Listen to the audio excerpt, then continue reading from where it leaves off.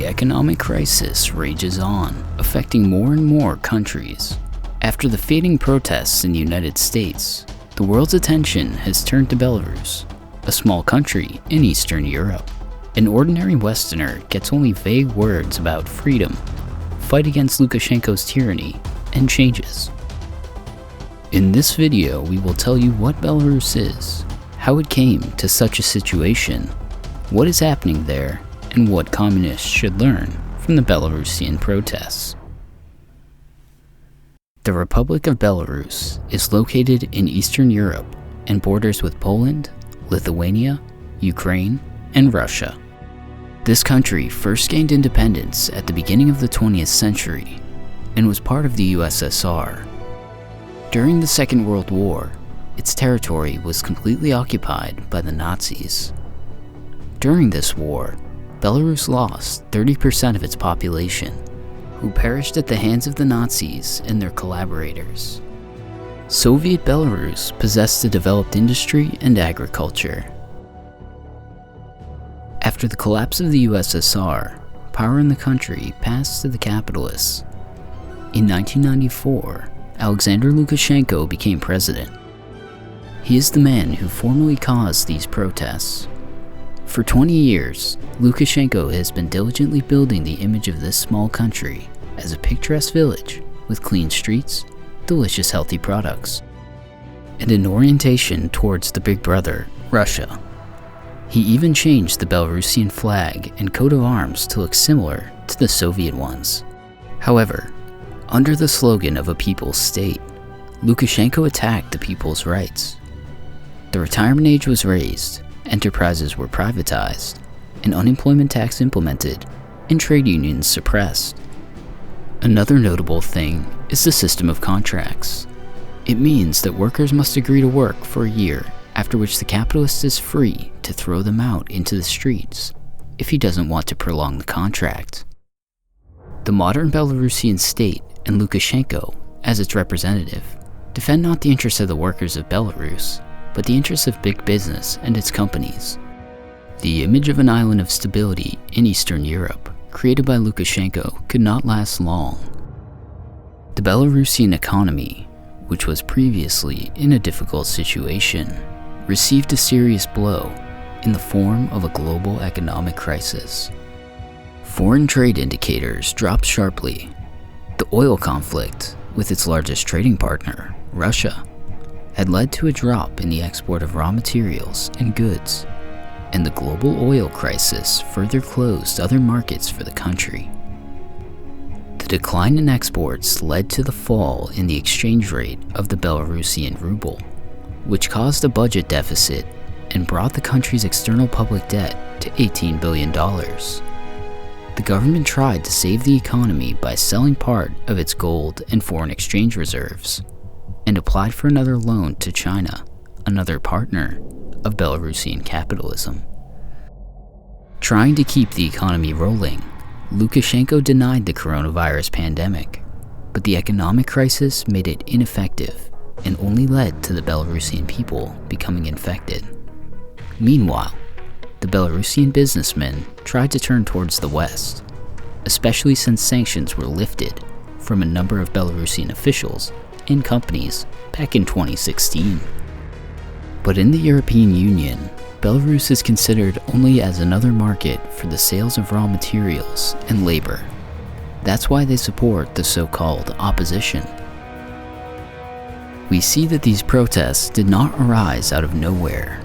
The country's unstable economic situation, the deteriorating condition on the world market, as well as an inadequate response to the pandemic, have led to a drop in living standards in the country and protests among the petty bourgeoisie, students, and some layers of the working class. For all of them, Lukashenko has become the personification of evil.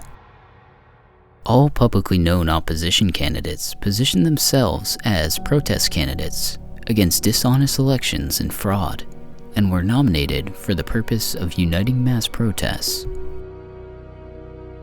Svetlana Tikhanovskaya, the wife of a blogger and businessman Sergei Tikhanovsky, has become the main face of protests in Belarus. Tikhanovskaya has made no secret for her desire to become a candidate from the entire opposition, and declared that the goal of her getting into power was to hold fair elections. Her program is a typical set of populist phrases. The second most famous opposition candidate is Viktor Babariko, the former chairman of the board of Belgazprom Bank, which is close to Russia's Gazprom. Babariko represents the interests of the big bourgeoisie. These are his own words. Privatization is aimed at creating an effective owner, and there are many enterprises that should almost be sold for a penny if an effective owner comes to this enterprise. Another candidate is Valery Serpalko, who has headed the Belarusian High Technologies Park for more than 10 years. Like Babariko, Serpalko is a businessman candidate and is also in favor of privatization. The future of Belarus, in his opinion, is to privatize industrial enterprise, to join the WTO, and to integrate into the system of the International Division of Labor. The rest of the opposition politicians are little known and do not influence the course of the protests as much as these three. Chief among them was Tikhanovskaya, who came second after Lukashenko in the official vote count. Its supporters rushed to declare that the results are fake and called on the international community to recognize Tikhanovskaya as president of Belarus. Following the August 9th elections, Lukashenko received 80% of the votes. This, as expected, became the trigger for protests, in which mainly the petty bourgeoisie and students took part in. The government responded by pulling the police in a decisive fight against the protesters, which, however, did not lead to the fading of the protests, but to their growth, which has spread to other cities in Belarus. In this dark period of time, Western communists have a lot to learn from these protests. The existing so-called Communist Party of Belarus supports Lukashenko. Previously, we described why it's wrong to support this representative of the capitalists. These things can be applied to a lot of other countries with weak communist movements. We see another bourgeois coup d'etat, and in the absence of a Marxist-Leninist party in Belarus, the communists were not able to seriously influence the outcome of these events. Marxists and class-conscious workers must stay calm and not rush into adventures to support one side or another, just to take part in the action. The main thing for us remains the protection of the interests of the workers, for which the communists must clearly follow the Marxist-Leninist tactics and strategies, the planned creation of the Vanguard Communist Party, agitation, explaining to the workers the need for a collective struggle for their rights. In this moment, Lenin's words are more important than ever. The building of a fighting organization and the conduct of political agitation are essential under any circumstances, in any period, no matter how marked by a declining revolutionary spirit. Moreover, it is precisely in such periods and under such circumstances that work of this kind is particularly necessary, since it is too late to form the organization in times of explosion and outbursts. The party must be in a state of readiness to launch activity at a moment's notice. It is useless to rush about with the desire to support everyone just to protest. There is no communist movement not only in Belarus, but in the majority of the modern countries. No work is being done to unite with class-conscious workers. This work should have been carried out not now and not in a hurry, but in the years of calm. If we return to Belarus, we can clearly say that Lukashenko is the face of the bourgeois dictatorship in Belarus, and the opposition standing against him means only the replacement of one person with another.